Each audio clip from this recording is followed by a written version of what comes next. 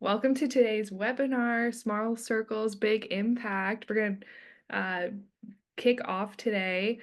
Drop in the Q&A where you're tuning in from. Today we have 15 different countries represented, and we have people with a variety of different job roles, including community manager, marketing manager, founder, community experience specialist, and even head of member experience, and so many more. I will introduce myself and then I'm going to hand over the mic to Whitney, our customer success manager here at Hivebrite. I'm Morgan Rice. I'm thrilled to be kicking off today's webinar, and today we'll be diving into how community groups specifically can help build stronger communities. I'm here to share a little bit of housekeeping. So we've reserved 15 minutes at the end for a Q&A session. So feel free to submit your Q&A into the Q&A box at the bottom of the screen. And then Whitney and our friends who are joining us today will be able to answer questions that you're submitting. So I'm going to hand it over to Whitney. And Whitney, over to you. And thank you so much for leading today's discussion. Awesome. Thanks, Morgan. Hello, everyone. Welcome again to Small Circles, Big Impact. I'm Whitney Marin, Senior Customer Success Manager here at Hivebrite, and I'm excited to dive into today's discussion all about how groups can really help you scale intimacy, spark innovation, and drive that real community impact. So I'm joined by two brilliant community leaders, Tabitha Brown from the American Psychological Association and Cassi Friday from Cure HHT. So thank you both for joining us and for taking the time today. Can you each briefly introduce yourselves and just tell us a little bit more about your communities and your role? Sure. My name is Tabitha Brown. As was stated, I am with the APA, the American Psychological Association. I am the head of membership with APA, and our community actually launched just over a year ago, last year, and we are very excited. We have a large membership of over 173,000 individuals, and we launched our community with all of our members. And so we have a very large community. Now, our members have to activate their engagement and their participation in the community, but they're all represented in the directory. And upon activation, then they can access and take advantage of all of the community features. And so we have continued to grow and utilize features like groups that we'll be talking about today, our community. So. And hi, everyone. I'm Cassi Friday. I'm the Director of Research at Cure HHT. HHT stands for hereditary hemorrhagic telangiectasia. It is the second most common inherited bleeding disorder, and it affects about 70 to 80,000 people in America and about 1.6 million people worldwide, and causes chronic hemorrhage and other issues when you get blood vessels that form in kind of wonky ways. So we have implemented our platform on Hivebrite to bring together our global research network of clinicians and scientists who are dedicated to finding better treatments and a cure for this disease that doesn't have any FDA-approved therapies for it currently. Awesome. It's really great to hear about all of these really impactful missions that both of you are driving. I'm curious to know, how are you each using groups in your community? You've kind of touched on this slightly, but what was the original need and how has that evolved? Sure. We launched the community as a member-only, very exclusive space for psychologists and students of psychology, educators in psychology, all of our member types to have a place where they could connect, they could collaborate, they could learn more about each other and each other's work, and they could form real, true, deep connections in, again, an exclusive members-only space. And groups in particular have become really a home within the APA community. We are well aware that when people hear that we have 173,000 members worldwide, that's a big number. And for a lot of people, it can be overwhelming, not just in person at like our annual meetings, but certainly in virtual spaces online. But groups have really enabled us to create very unique niche spaces.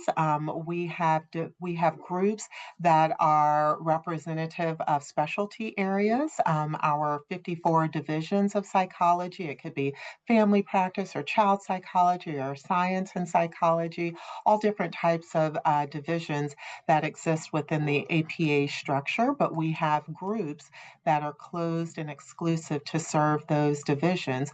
We also have other topical groups. Some of them are very personal, sort of hobby related, and our members are really drawn to those. It could be book lovers or pet lovers or travel connections or career connections, even some that are more topically but still broadly general, like practitioners in psychology or the science lab or the student lounge, all groups that bring people together in ways that they may identify or want to connect, and groups have become a really popular feature, like I said, to create home and space topically for our members within the community. And our community is not nearly as big. We actually just have over 400 members. Because this is a rare disease, there aren't quite as many people researching HHT or practicing care for patients with this disease globally. But this space really serves as a way to bring those people together because they are so spread out, and kind of dismantle those silos that tend to happen in research, especially in areas like rare diseases, where you have people in Europe working on something very specific, or Australia, and then the US, and really to bridge those gaps and form collaborative networks of people working on the same thing. Because this is a blood vessel disease, it affects all organ systems, so from head to toe, and you have a lot of different care providers that have certain specialties like interventional neuroradiology or ENT doctors. So we have groups specific to those topics. And then we also have different HHT centers of excellence that are around the world. And we have different groups for those teams to work collaboratively and access resources that are specific to them from the foundation who governs those centers of excellence. And then we also have various research studies and working groups, and they collaborate together on the platform too. Super inspiring to hear the different ways that you're using groups and really leveraging all of the different kind of activations within your community in these groups. So, one of the challenges that a lot of growing communities face is how to really preserve that small community feeling while scaling. So, I'm curious, how have groups helped you ensure your members feel seen and connected, even as that community expands? I think that's a good question. I sort of touched on it in the last response that groups can really help create a home for our members within the broader community. Of course, there's some of the general features of the community, like the community feed, where our top administrators and influencers may post information for the entire community to be aware of. But at a group level, we are really finding well-versed ways to create smaller, more intimate, very specific places. So whether it's one of the division groups, and it could be the Society for Behavioral Neuroscience or General Psychology or Personality and Social Psychology, they may have very topical, very specific discussions around upcoming meetings and programming or resources that they're developing. They're able to share information. Again, many of our groups are closed, and so those are very specific and creating very small homes and places for those closed groups within the APA ecosystem. But then we have some of the like professional and academic groups. It could be the early career network, or I may have mentioned before the research lab or the student affiliate lounge, where we still see, numbers, but smaller than the full community coming in because that's the career stage that they're at. That's one of of the ways that they may identify. They're looking to make connections, they're looking to network. And so these small spaces that are very intimate, where they feel that they can make connections, they can collaborate, they can ask a very time sensitive, specific question, or perhaps share information or opportunities with those who may identify similarly. It becomes really important. And then even the self care and hobby groups, if a person just wants to unwind, if they need work life balance, and they're looking for, foodies and culinary enthusiasts, or movies and TV, and just sharing something that's made a difference in their day or in their practice or in their work or in their community. Even the book club, we will see chatter and then people really connecting around, a popular topic or title of a new book. And it may be professionally related or it may be personal, but it's really neat when we track the analytics of what's happening within groups and how there can be engagement, even in small numbers, but then that type of connection draws people back to engage with the broader community as well. I feel like our community is already pretty intimate because it is so small. But I think one of the things that was lacking before we implemented groups and got started with Hivebrite was that connection between those specific specialty areas of medicine across the globe.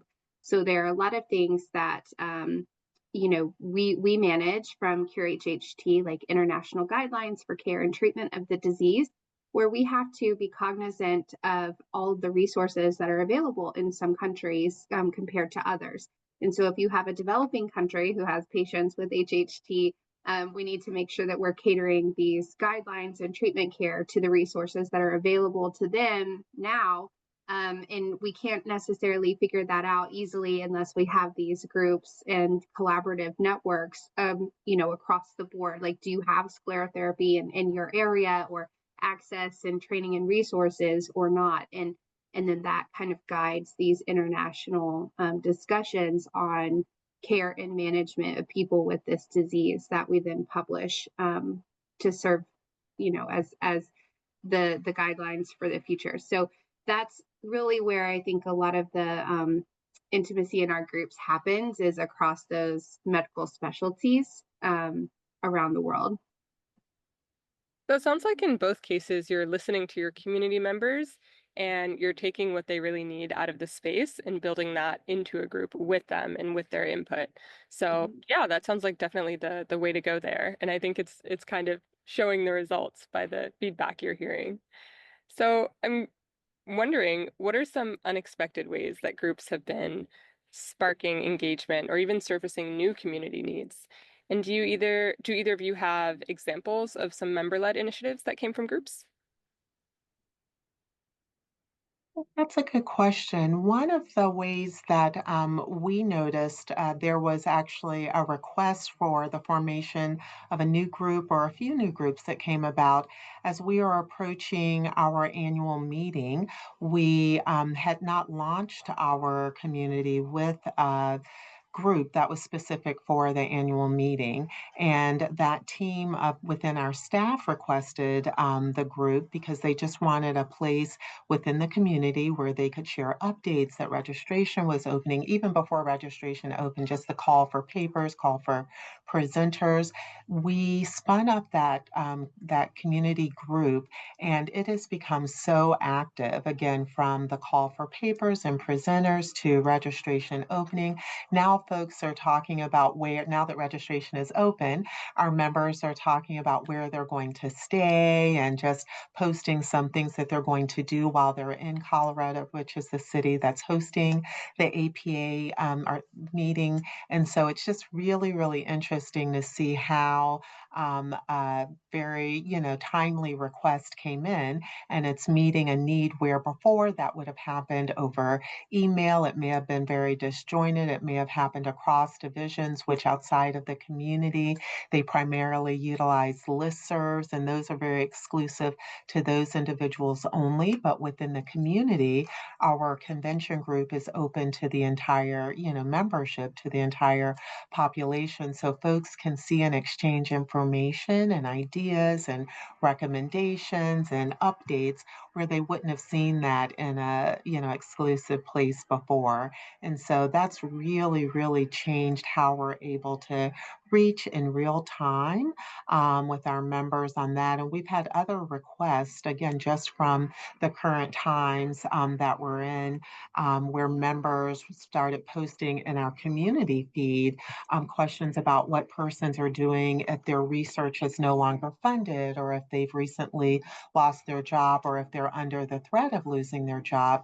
And we created a career transitions group where even if they're in other closed or open divisions that were sharing similar information, now there's a singular place where we're even drawing from other platforms and systems on our main website and some of our response pages, but we're able to store and post and have a safe place for our members to really share and exchange information. So we have just really seen the ability to respond in real time and spin up groups. And we have leaders and influencers who are becoming pretty regular posters in some of those new groups.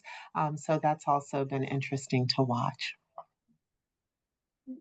And I would say for our community, at our last scientific conference, we hold this conference every 2 years. It brings together everyone from across the world, and so there's a lot of collaboration and a lot of ideas that get going. And then we leave the conference, and unless someone is facilitating the exchange of those ideas and the continuation of them, they just kind of fall, right?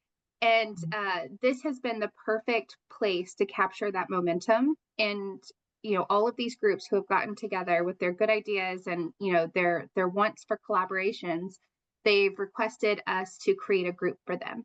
And so we've developed several working groups. One of the most active has become a group that's very specific to a population of HHT patients who also develop pulmonary arterial hypertension. And so this is now a place where they're sharing resources, they're planning their own events and meetings together, sharing data back and forth. And this group is actually launching a whole new study, and we're really excited about that. And I think that it was because we were able to capture the momentum using these groups and get that request done, that we were able to do it, because at the foundation we're a very small staff, and it becomes very burdensome on us to constantly project manage everyone's side groups and keep things going, which is our ultimate wish to do, right? But we're only so many people, and this platform actually allows us to have a tool that makes that efficient and takes that communication burden off of us, so that they can just have a safe space to exchange ideas and go. So that's been really helpful. It sounds like you've both already touched on this a bit, but now kind of talking about the power of belonging, have you seen groups boost member retention or commitment more effectively than kind of that broader community? And what does that stickiness look like in practice? Well, we are just coming upon a full year in a renewal cycle, having had the community in place. So we will certainly let you know with, actual data and specificity. But what we do know over the 100+ years of APA being in existence, and even my being with the APA for almost 20 years, we know that if our members are part of one or more divisions, if they regularly or even every other year, every 3 years, attend our annual meeting, if they are active in our governance and advocacy activities, then we know that that certainly lends to an increase in retention, that type of behavior. And so we track engagement very, very closely.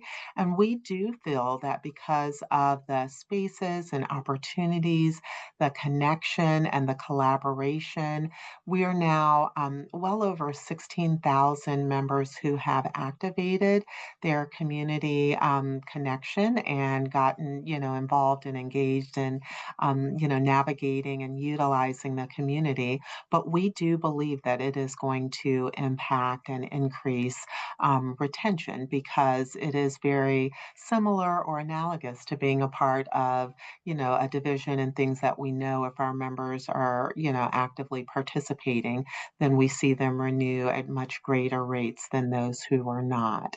And so we're really excited to see what that looks like in the fall and into next year. So we'll share more, but we're excited about the direction that it is going. Yeah, so then you can also take a look at that offline community engagement and then compare that with your online and see how those really Absolutely. work together. Absolutely. And like Tabitha said, it's still a little bit early for us to tell on our end. And we also allow this access to anyone who's affiliated with research or clinical care for HHT at this moment. But we will be looking to change that membership structure into kind of like a tiered access, sort of like a society, like APA has in the future, but we're waiting to build out a few more resources to help incentivize our community to stay and to renew. But I have not had anyone, to my knowledge, drop out of our Hivebrite community. I think everyone who is in there is engaged and reading and accessing resources. And so I think that's a good sign. Yeah, thank you for sharing that. So I know that no community is perfect and everyone has challenges in this process of managing a community, bringing people together. So I think people on today's call would be interested in just better understanding those challenges that you've had as you've managed your groups and how have you maintained that dynamic for all of your community members?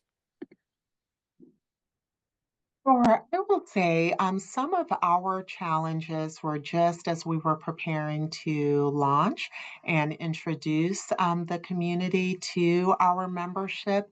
I believe I may have mentioned that listservs have been old school, but just very established, very comfortable means of communicating and connecting amongst our large membership. And while we may have 54 divisions of psychology and we have 30 plus governance groups, boards, and committees, and we have, several different groups that focus on the science, the education, the research, and the practice of psychology, with all of those silos and ways that people can identify a lot of their behavior, very comfortable behavior happened in email and in non secure, non exclusive types of channels. When we had the concept of even bringing the community forth, we tried to sort of go on a roadshow of socializing it to all of the boards and committees and divisions, letting them know it was coming, encouraging them to begin to appoint volunteer leaders to just pepper and participate in their particular groups, or even just within the community to welcome their members and constituents into the community. And just the notion, well, what is this new platform? What will we have to learn? What is the technology? Those were the questions that we were met with. But what was really wonderful was once we actually presented very seamless trainings and quick videos and demo of how easy it is to sort of go right in and navigate the platform. Most folks really have found it very, very easy, and it wasn't as intimidating as they thought. We would tell them it's very much like a social media type of platform. So if you've ever been in a closed Facebook group or LinkedIn group, and they could relate to that, especially those who are early adapters and early users, but just getting persons over the initial hump of understanding that there was a new platform, a new system coming was a bit of a challenge. And then it was just making certain that we did not leave all of the onus on our staff. We do have over 500 employees within APA, but we did not want to run it. We really, this is for our members. We wanted it to be run, and, most of the influencers and posters and, all of that, all of the folks, administrators, really to be members, volunteer members. And we do have staff who are members as well who lead some of the groups. But it has been great to see, folks overcome that initial thought and fear and now take on the roles. And now we certainly have what we call super users or influencers in some of the space. And that has really, helped to set an example. And we think once some new features like badging and things are introduced, there could likely be a little bit of competition amongst our members to be, to have certain badges and things like that so that there's more awareness of all that they're doing in the community. So I think just the introduction was perhaps an initial challenge, but we've overcome it. I completely agree on the listserv issue. We do have a really excellent established listserv for complicated, challenging cases where doctors will get advice from others on how to manage particular events that are really complicated, and that has still sustained outside of the platform. But one of the things that we really like is bringing together our scientists with our clinicians, because it's really hard to understand and investigate a disease if you don't really know what's happening in the clinic. And it's hard to implement things in the clinic from the research world without that communication in between. And so, what we're trying to do is, all of our journal clubs and research roundtables that we're hosting within the platform, we're doing them with, a science component and a clinical component to really sort of bridge that gap. And, we think that that's how you get to treatments and a cure for diseases faster, right? Is to just have that good communication between those really siloed areas. I will say that, when we introduced the platform, I did a pretty thorough introduction with our global medical research advisory board members. So I had all of them sort of test everything out, look for any bugs or any things that weren't intuitive. And then they sort of became the first people in the community to kind of champion and get things going, which was really nice.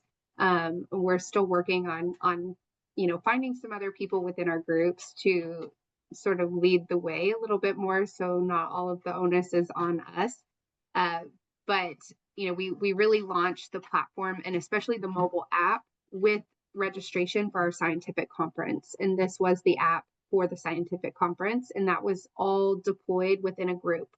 And so that actually really kind of forced everyone into the hub, which is what we call it, the Research Network Hub, by having, access to all of your conference materials exclusively within this group. And it really was a great way to just get everyone in, and then we spread them out from there. It sounds like you were both very intentional about thinking through that change management piece, and then also just really listening to, who are the people within my community who can really support this initiative so that it doesn't come kind of top down. So yeah, those are really great thoughts. And I'm also thinking, my customers are also doing similar things.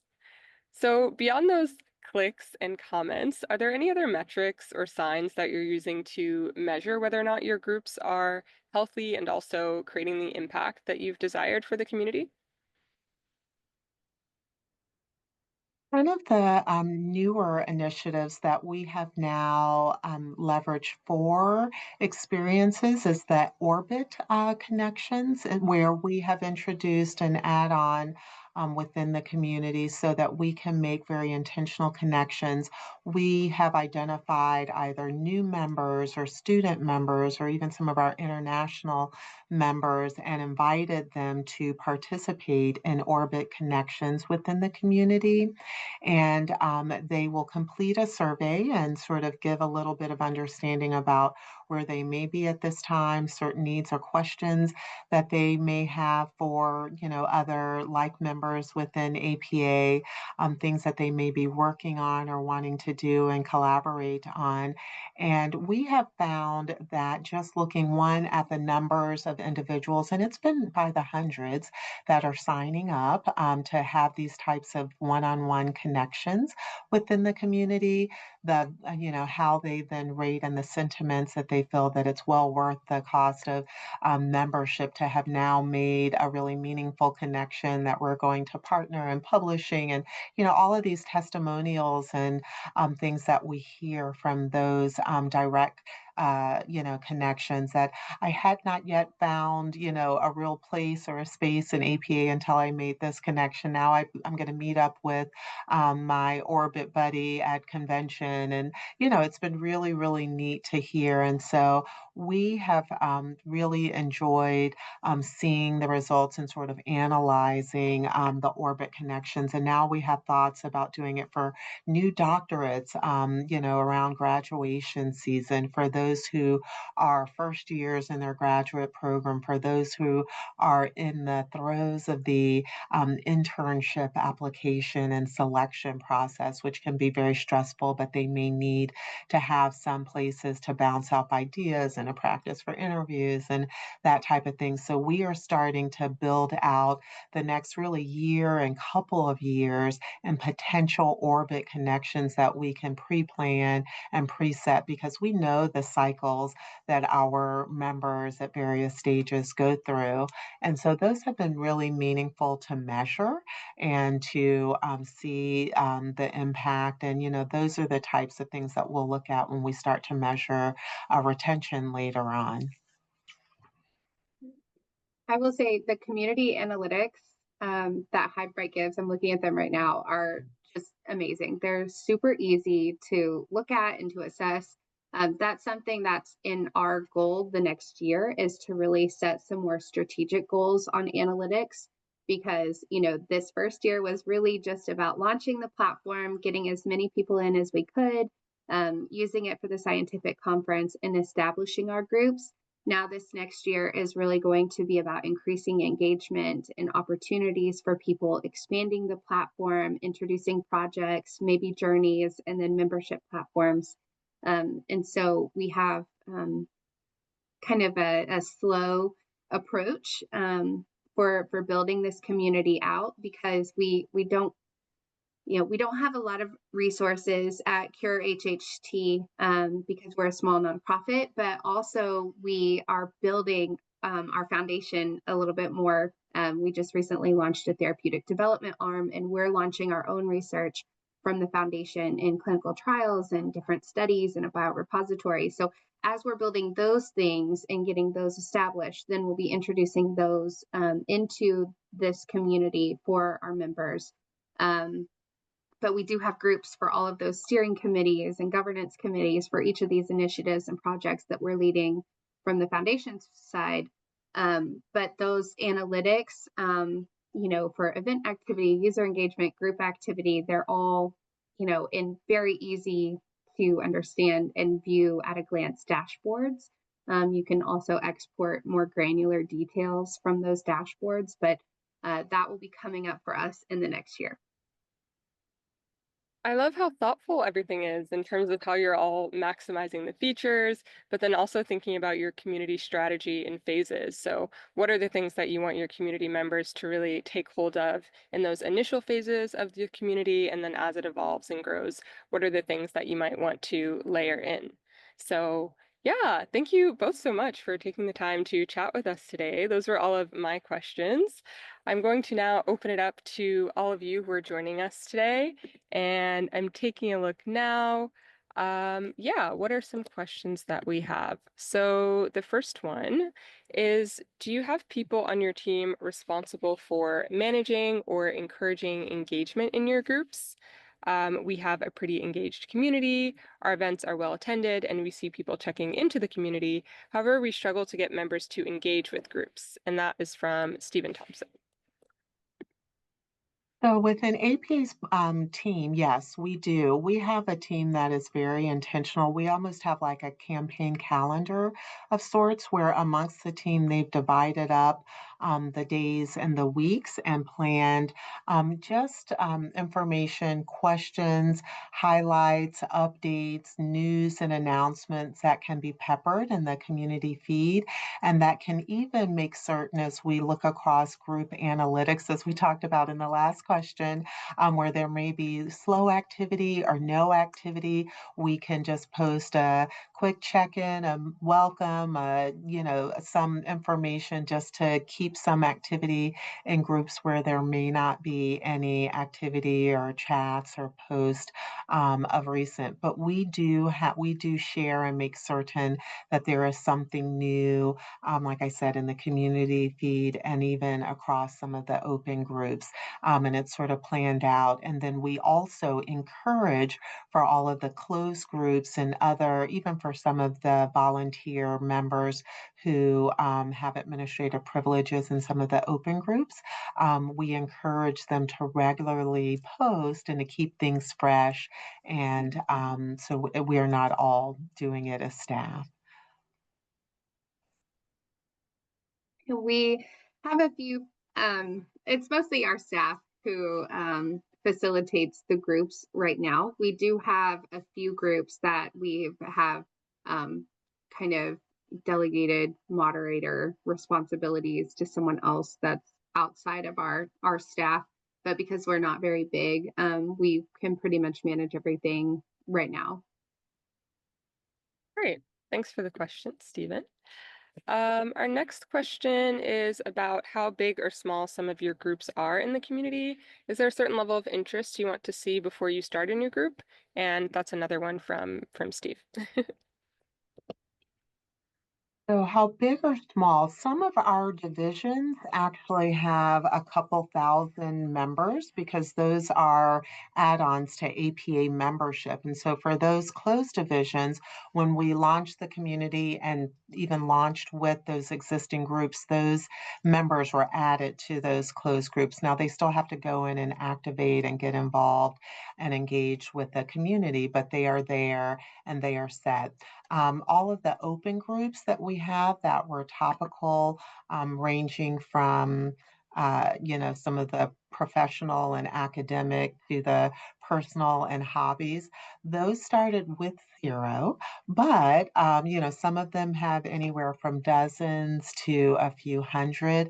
I don't know that any of the open groups I'm looking have really exceeded 1,000 because, like I said, we have just over 16,000 members that have activated and really gotten engaged in the community. So it's anywhere from dozens to hundreds, with the exception of those closed divisions for our groups. And for the examples where we've had a few governance groups or our APA annual convention request a group and the new groups were formed, of course, they started with 0, but now they may have, again, up to a few hundred. But that's been over time, over the year that we have launched, that they've grown even to those numbers.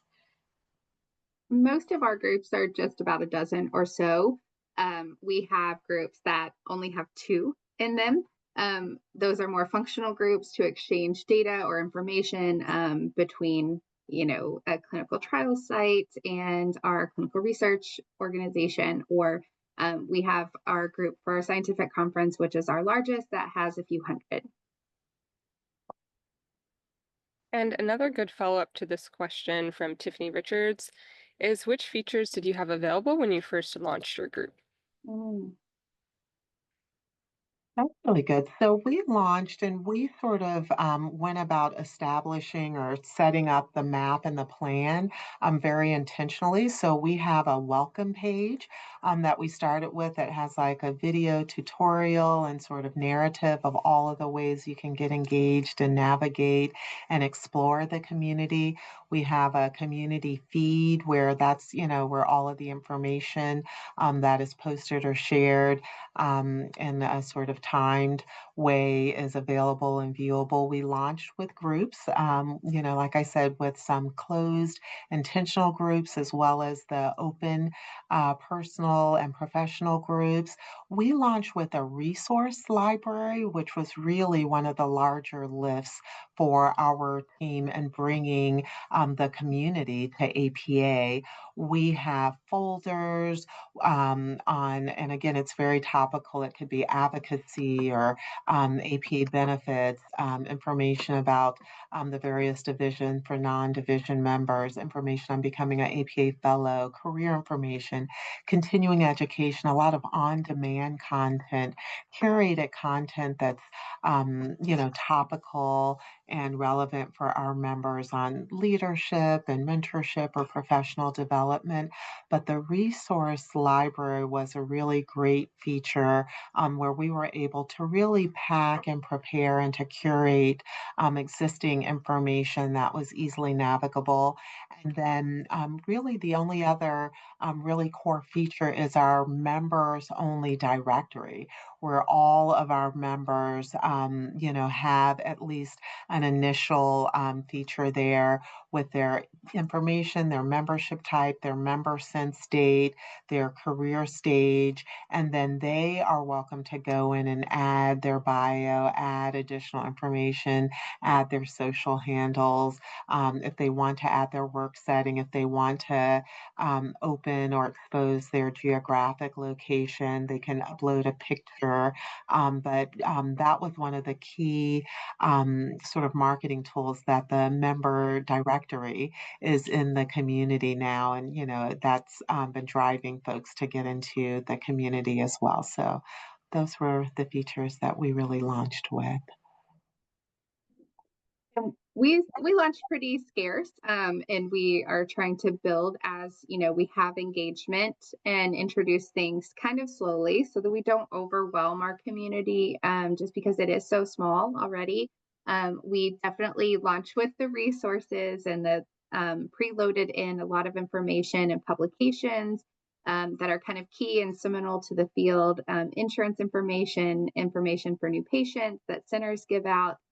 So any of those resources that we're regularly sending to people that we collaborate with, we went ahead and put that really nicely organized into our resources, our media library, which is one of the features the platform has. And then each of our groups also maintains that media library. For the platform as a whole, we do have the news, the live feed, forums, events, groups, and people. The next feature that I'm rolling out is projects for collaboration and trying to get everyone a little bit more visibility on what everyone is working on from kind of a bird's eye view.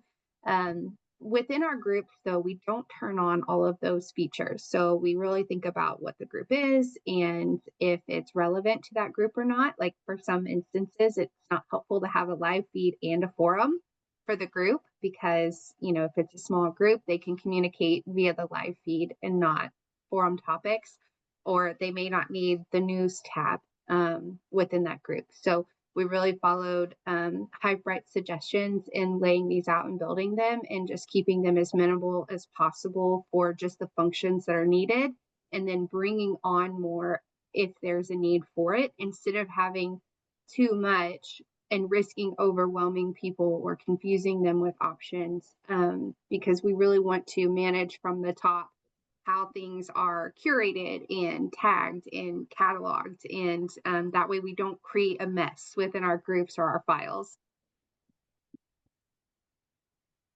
So we have time for maybe two more questions. And I see a really good one here that I think is really tying in all of the different topics that we talked about on today's call. And that's really, what are you doing at the group level versus the general or global level? So the question is, are you posting anything outside of groups? If so, what types of things?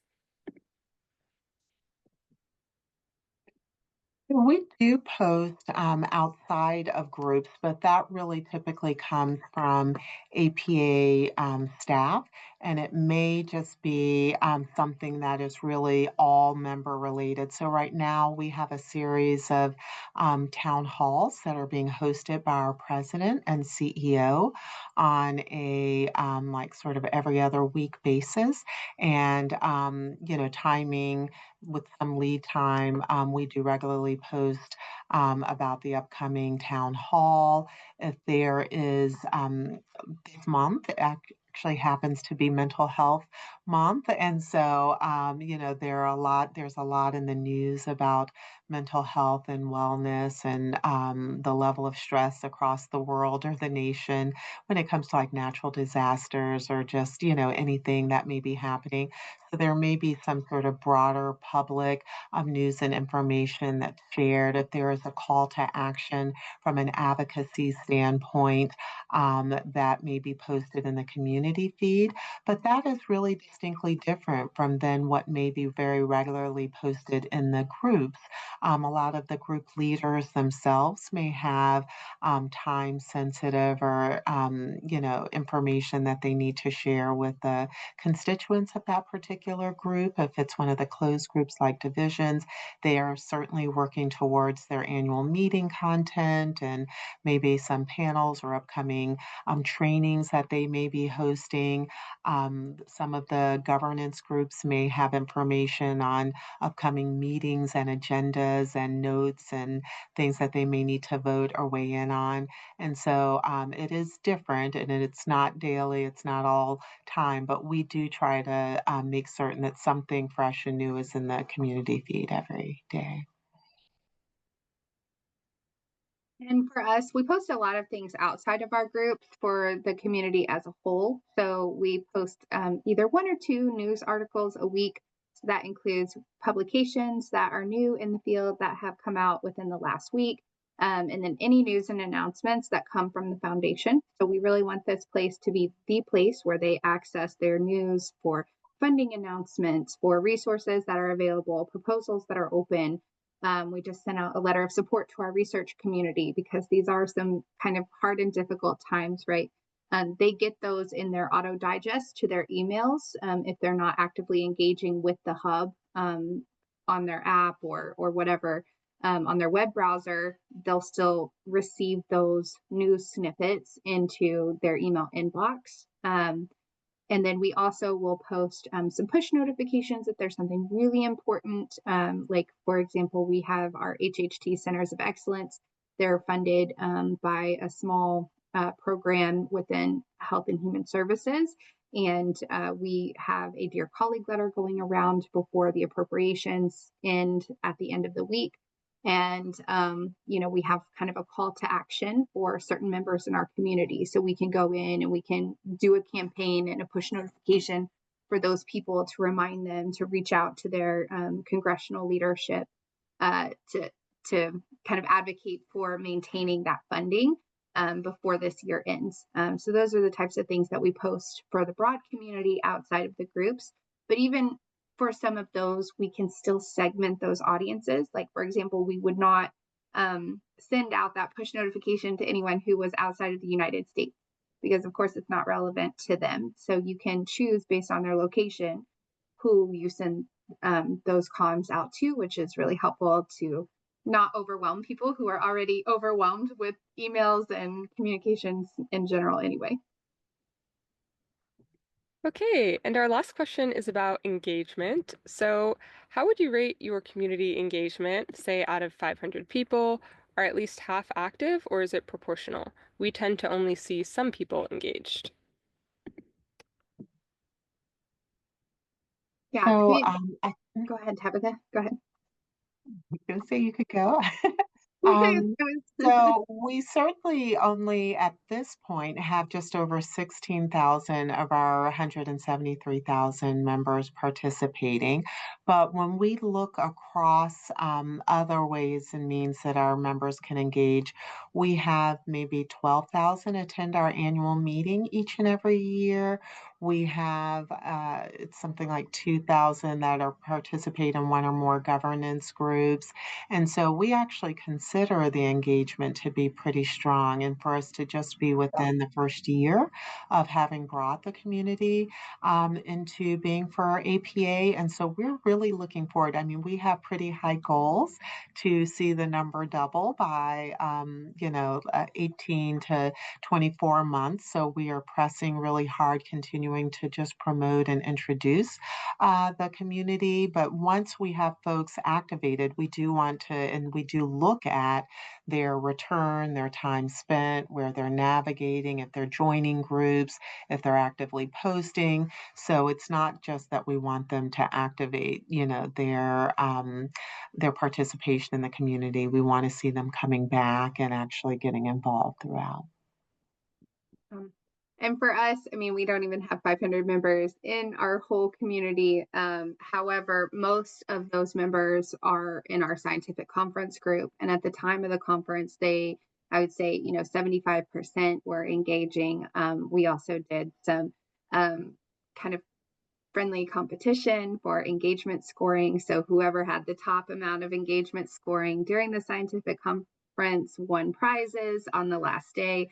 So that would be going in and, interacting with each other, messaging people to meet up, or commenting on abstracts that, associated with different posters or presentations given during the conference that were held in the media library of the group.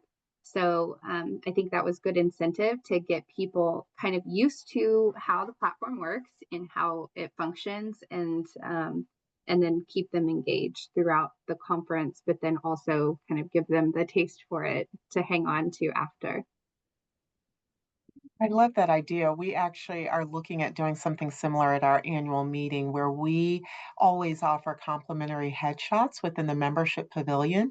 But now we're making a nice connection between get your headshot and, update your profile within the community. And we're going to have some similar incentives for folks to post and like post and comment on post and that type of thing during the annual meeting. So great minds think alike.